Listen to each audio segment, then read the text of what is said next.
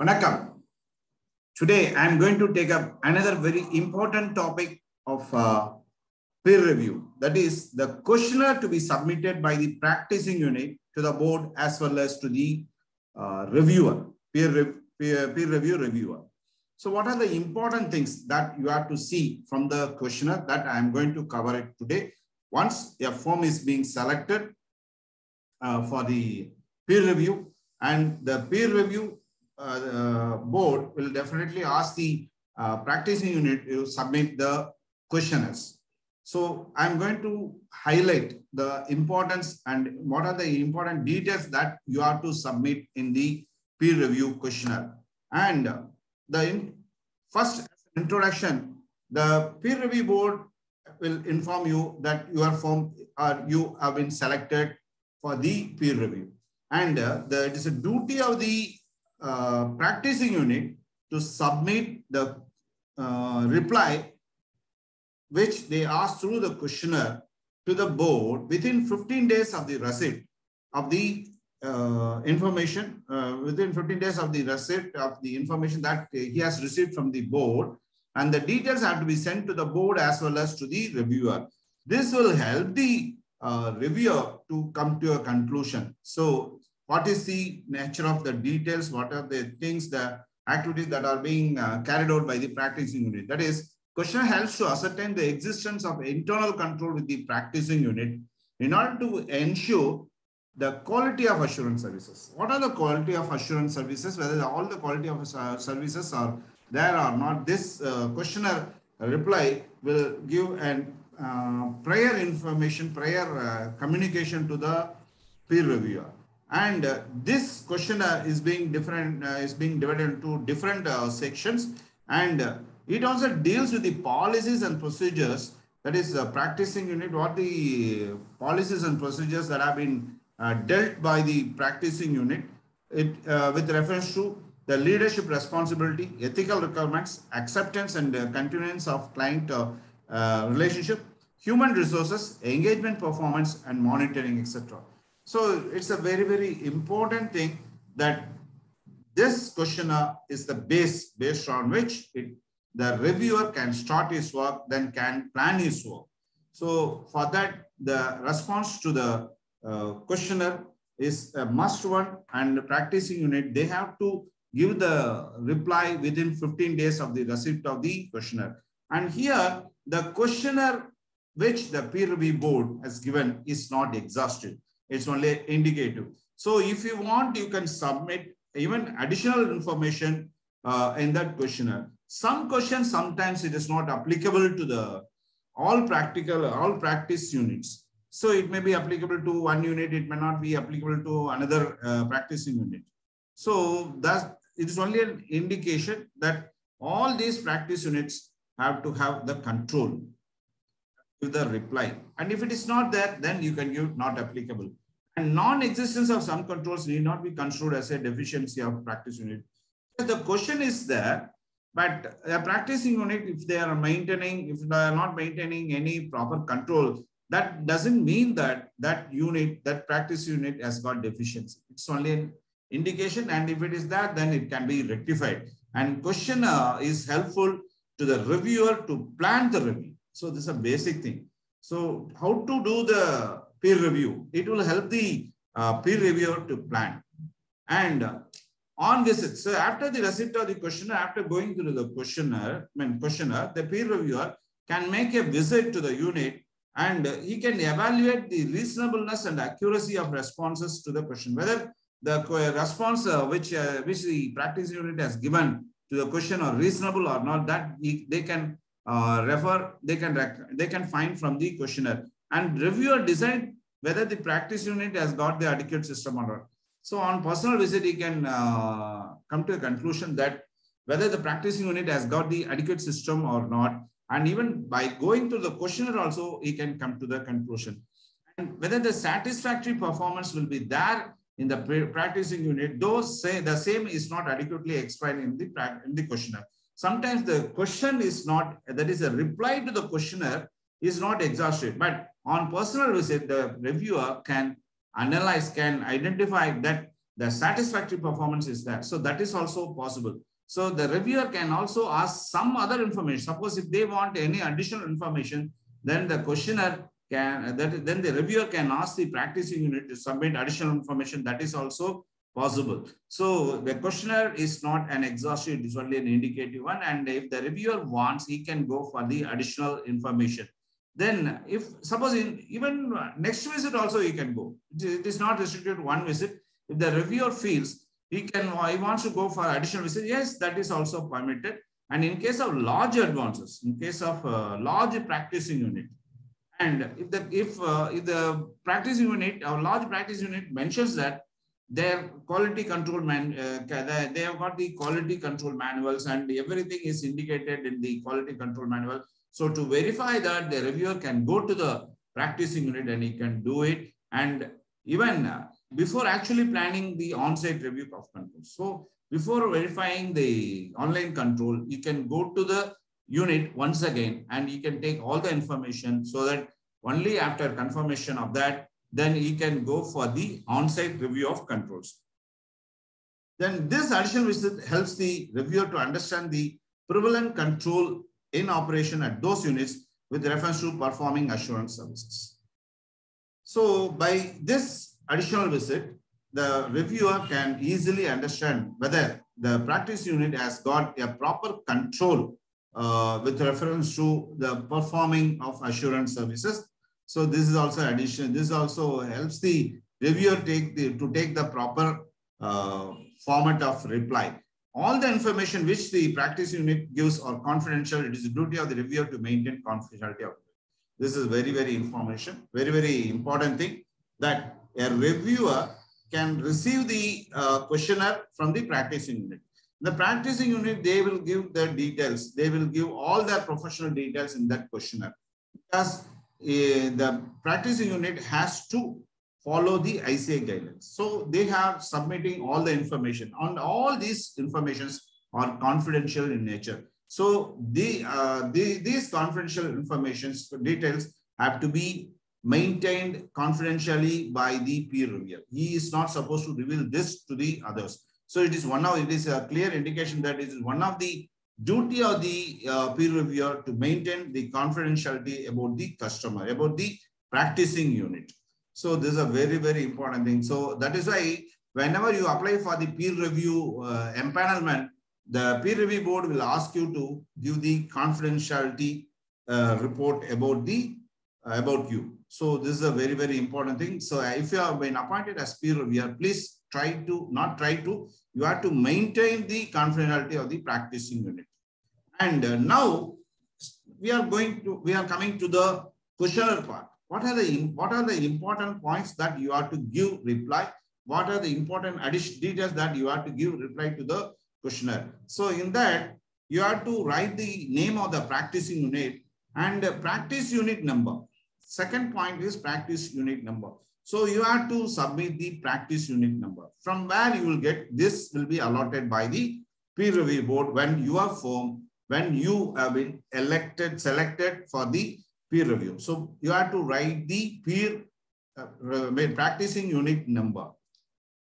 And the address, you have to give the exact address which you have mentioned in the ICA portal. For this, please refer the SSP. From SSP, you can get the your ICA record from the address that you have submitted to the ICA. Then email ID and website of the practicing unit. Email ID you have to give. And if the practicing unit has got a website, then that also has to be furnished. That is also to be furnished in this questionnaire. Here, one thing they say that if your reply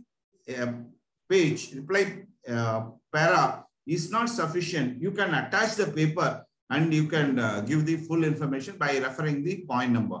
So that is also to be followed.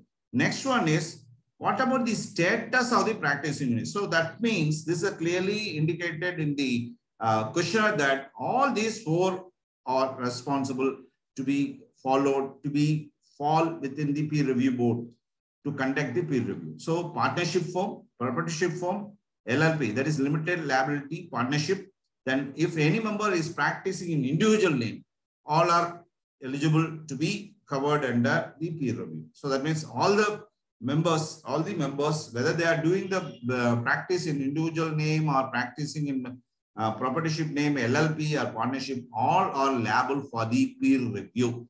So this point you have to bear in mind.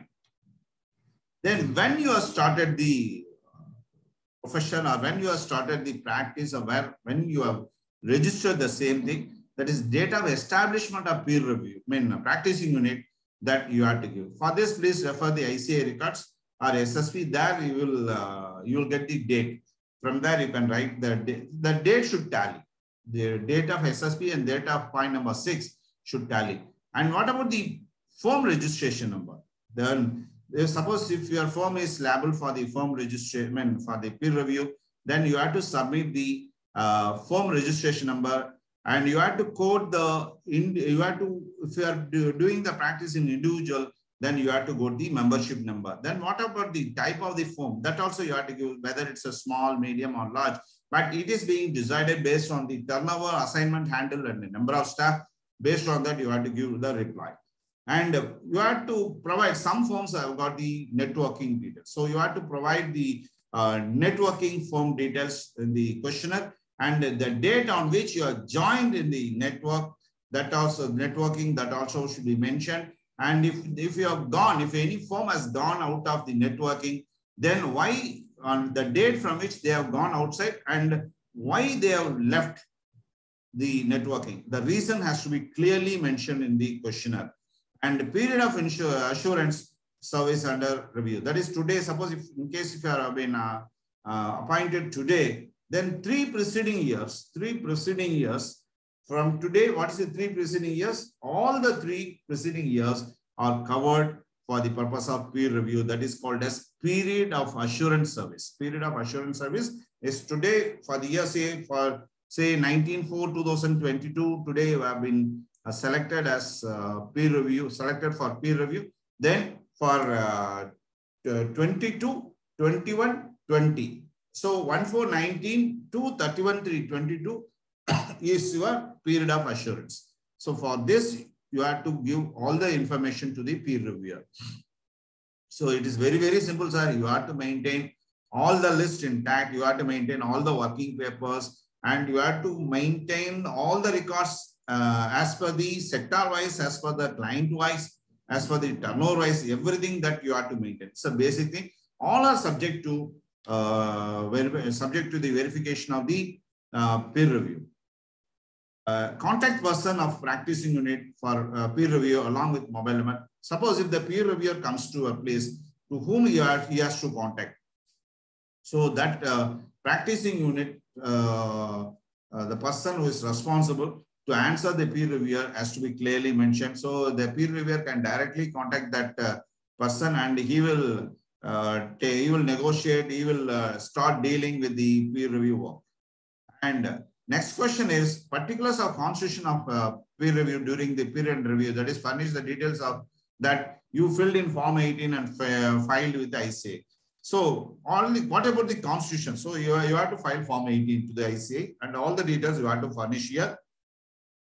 About what are the details that you have furnished in Form 18 is name of the proprietor and partner with membership number, and association with the practicing unit. Sometimes some 2 years will be there, but the firm will be in existence for 10 years. So association with the practicing unit in number of years, that is here, in number of years means the completed years that you have to give.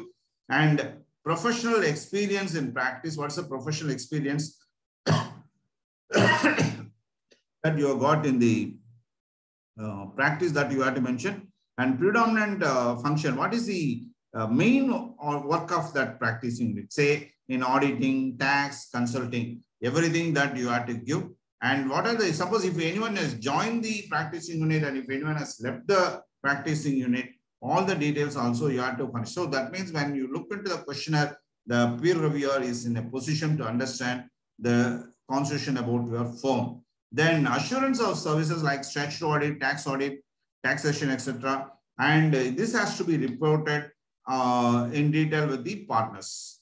Suppose there are 3 partners. all the three partners who are all in charge of for what assurance service. So statutory audit, taxation. So, etc. So what are the nature of works that the firm they are carrying out? You have to give the list, and for all this list against the name, you have to write who's the partner who has handled those assurance services. So this is also very, very important that when work is being allotted to the partners, then the firm has to maintain a proper record. So in future, you will get the information. An engagement partner and reviewer partner details with their policy. So engagement partner, there is a form in which you are engaging the peer review, and sometimes all the partners are not looking after the reviewer portions. Only one partner is going to do the peer review. So reviewer partner details also you have to give. Next one is, in case a CA is being employed at the firm, the peer practice unit has to give the details of the chartered accountant who has been employed at the firm, and if there is any consultant has been appointed, then that details also they have to give, and they have to give, the practice unit has to give the staff details also, that is with reference to semi-qualified and article assistants, administrative staff and others. All the data they have to give. And branch, suppose there's a head office, there are branches. So the practicing unit has to give the full details of the head office, that is the name and the person who is looking after the head office, and what is the turnover that is there in the head office, and how many staff are employed in the head office. Same is applicable for the firm. That is in the firm, who is in charge of the firm, and what about his membership number, and how many staff are employed in that branch, and what are the gross assets they earn through assurance services in that branch. And if it exceeds 25 lakhs, suppose if the gross assets exceeds 25 lakhs, then the reviewer has to go to that branch unit directly, and they have to take all the details at the branch. So 25 lakhs is the cutoff, exceeding 25 lakhs. So the gross assets exceeding 25 lakhs, then the peer reviewer has to go to the branch and he has to verify all the details at the branch. Suppose if the amount is less than 25 lakhs, then he can ask the branch team to bring the records to the head office. From the head office, he can do the review work.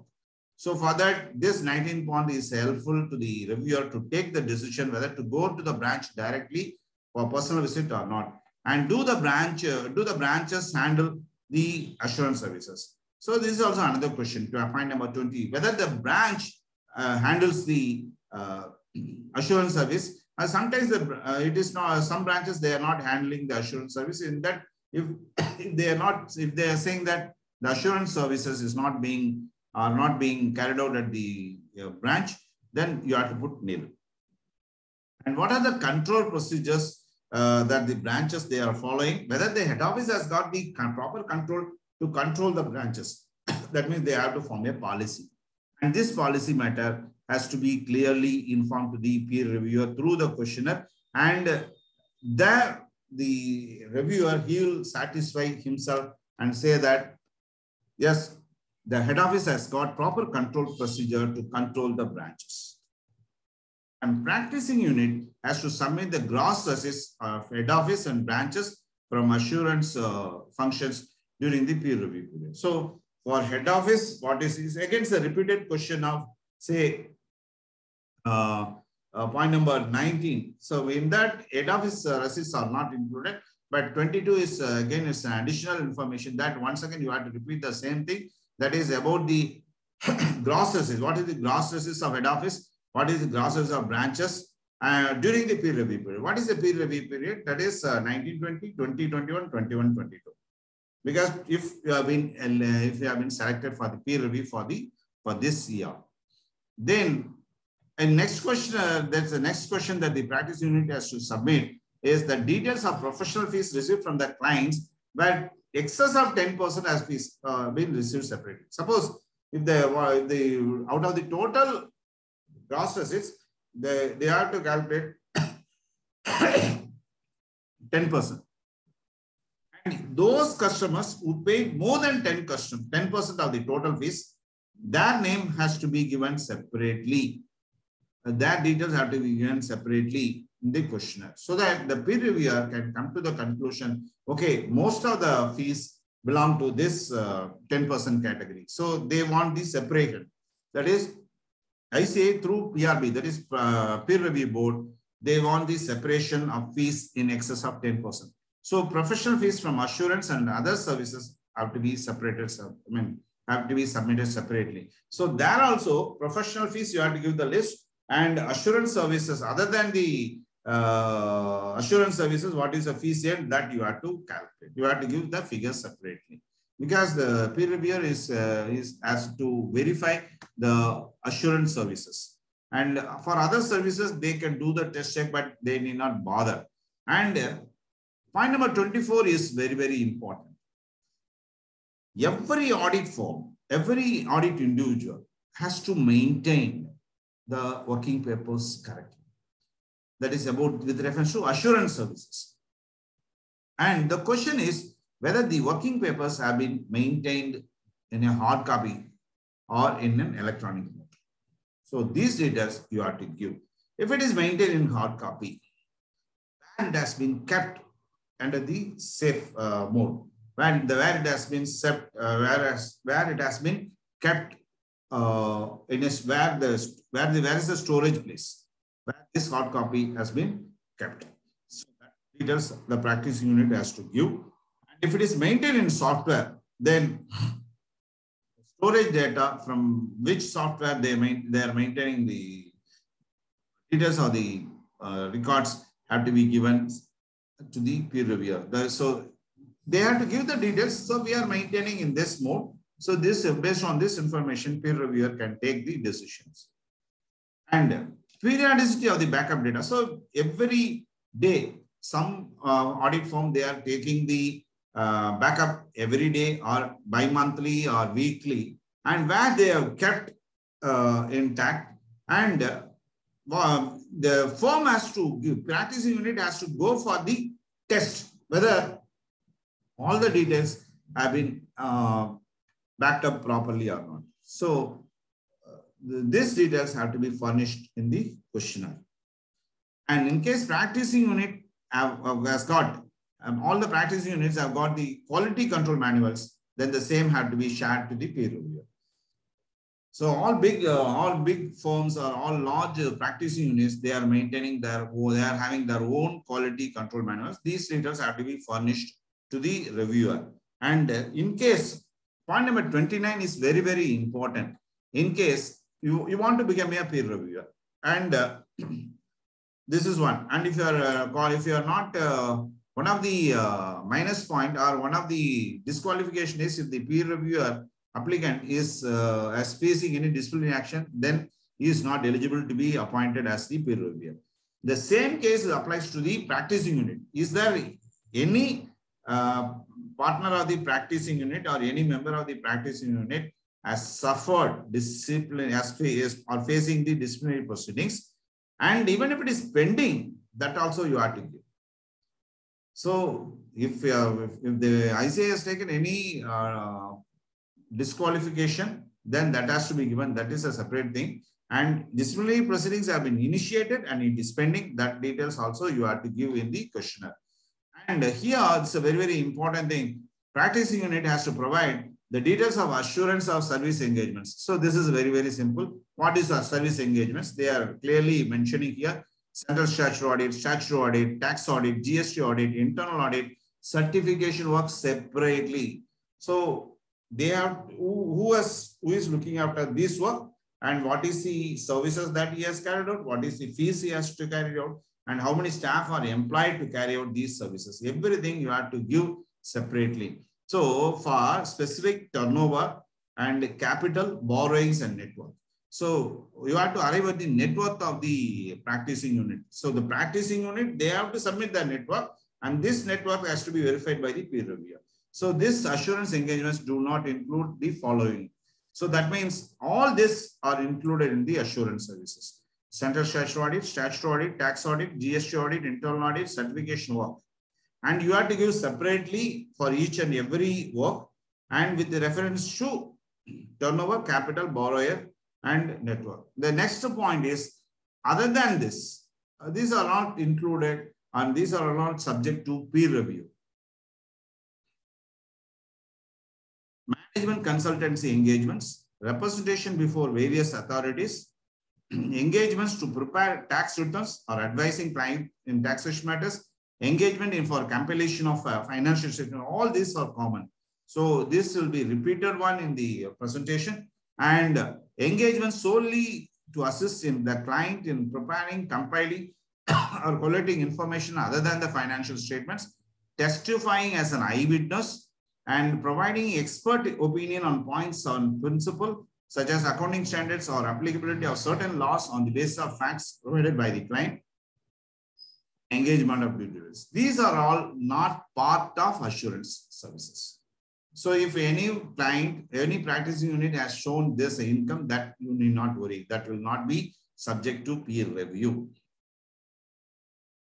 And now, in that question, there is a question number, point number 30. Point number 30. This is one, and this should not be included. And another in point number 30 is, what are the types of engagement such as central statutory audit, GST audit, internal audit, and they have to give the separate working, and this has to be given on clientele basis. On against, suppose a customer is subject to the following work. What is the total work and what are the individual fees against whom the fees has been received. So all these details you have to give. Say, suppose if the name is there, then based on that you have to prepare the list. Sometimes all large firms, they maintain the client in the form of code number. So next thing is, what are the clients that you are going to give central statutory auditor, central statutory auditor, statutory auditor, GST work, taxation audit. What are the clients you have to consider is public sector banks, private sector banks, foreign banks. Suppose if you are the auditor, suppose if you are a practicing unit and if you are an auditor for this units, you have to give all the details with reference to turnover, capital employed by this unit, and the net worth of the firm, everything that you have to give. Public sector banks, private sector banks, foreign banks, cooperative banks, public institutions, and central or statutory public sector undertakings, and central cooperative bank societies having paid up share capital of 5 crore and annual turnover of 50 crores. So this is also a very, very important thing, that the cooperative banks, they've got a capital of 5 crores. And if the turnover, annual turnover costs more than 50 crores, you have to give the detail. You have to maintain the details separately. And if you're an auditor for the insurance companies, you have to do it. Then asset management companies, mutual funds, and enterprises whose debt or equity services, securities are listed in India or not.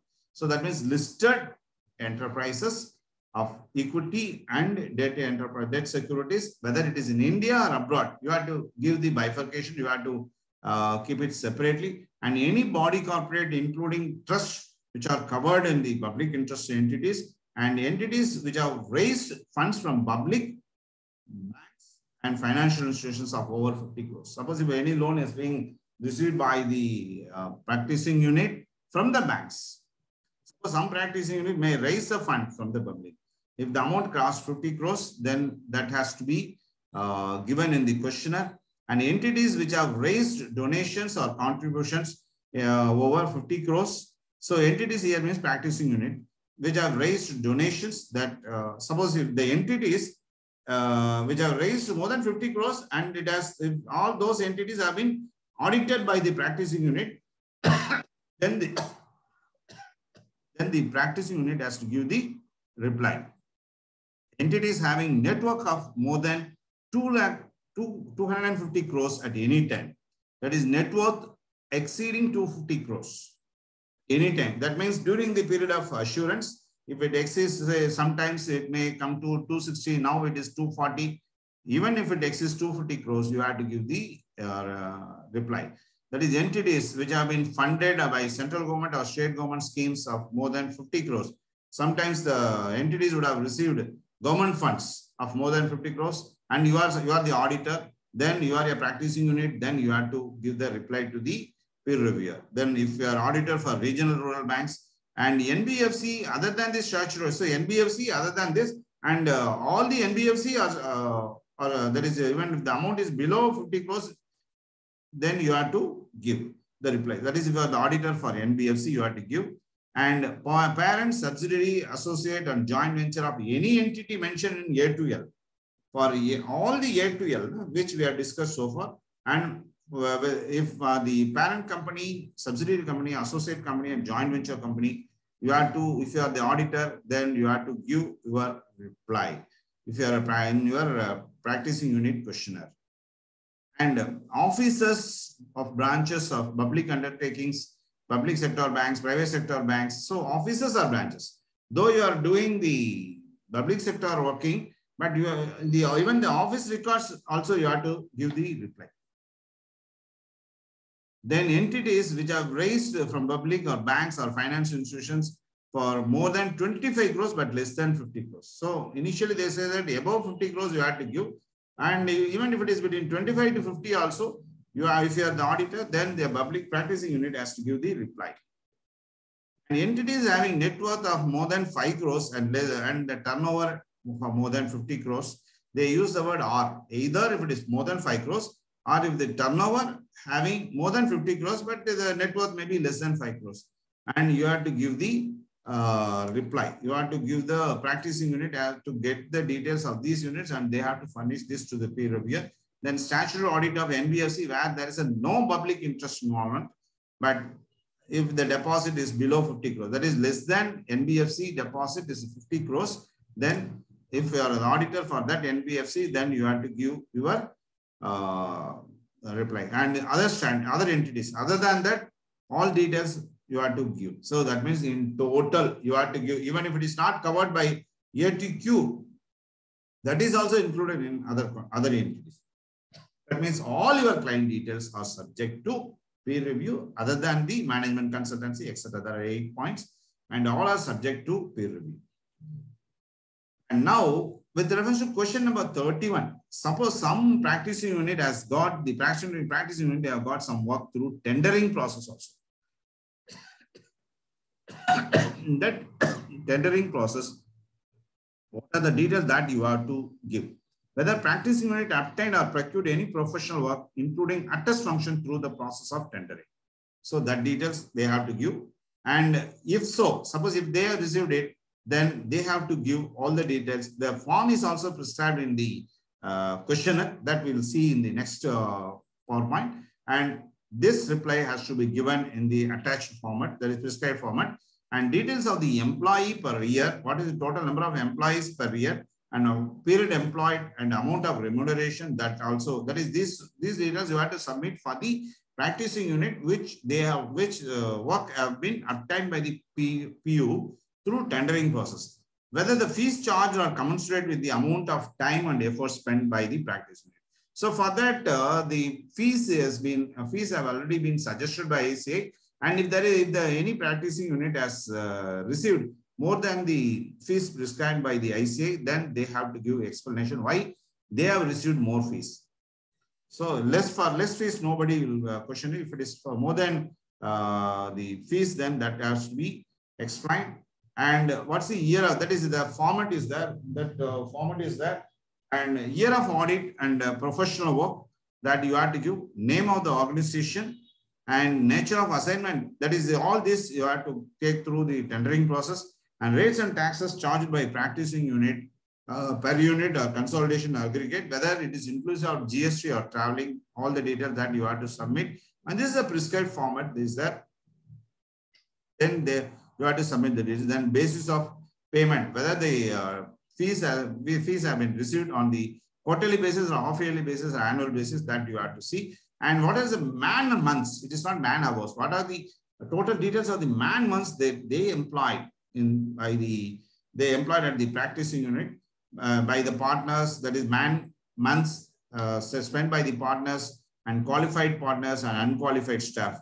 All these have to be included in that tendering process format. And who is the in charge of that assignment? That also you have to give. Say in general, what is the nature of assignment? What is which partner is responsible for it? Who has signed? What is the income earned from that engagement? This is a very, very simple thing. In that manner, you can understand the thing. And if you want to give any other remarks, that also you can give. And in general, the questions are illustrative and additional information can be sought by the peer reviewer, and all those additional information have to be given by the practicing unit to the reviewer. And the questions are not restricted. If the reviewer wants more details, he can ask. And it is a duty of the practicing unit has to submit all the details. And it is only a reference. It is only a reference. The questionnaires are only a reference so that the peer reviewer can plan his work. And there is non-adherence to the questionnaire will not make the practicing unit as a defective one. So this is the important thing that you have to see with from the questionnaire, and practicing unit has to submit that all the details that they have given in the questionnaire are true and correct. So these details, if anything goes false, and then that can be noted by, if it can be noted by peer reviewer, then the peer reviewer has to give opportunity to the practice unit, and he will get the correct information. And this is the important things that I want to say about the questionnaire. This is based on which the peer review process starts, because the peer practice unit has to fill all the details of the questionnaire and has to submit to the board as well as to the peer reviewer within 15 days of the receipt of the peer review appointment. And I wish you all the best, and thank you very much for patient hearing, and thank you very much for the learning, for the hearing of this presentation. And I'll meet you in another type of presentation of peer review. Till then, bye, Nandri, Vanakkam.